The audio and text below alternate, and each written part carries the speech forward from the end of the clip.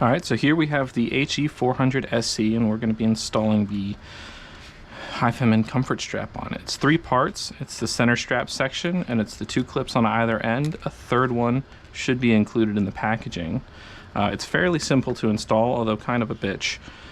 First, you need to wrap both ends around the adjustment arm, I like to call it. This would be the yoke, and then this part would be the adjustment arm.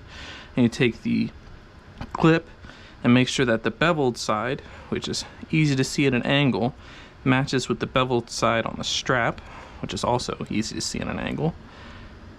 And then simply push one end on, push it over the other end, and it'll fit on. Now this is a worn-in strap, so it's been on this headphone for a while, so it was a lot easier to install, but a fresh strap will be a lot harder. If you do break apart, feel free to reach out to us, though I doubt you will. Alright, let me do the other side. One side, 2 side, bevel side matches. Alright.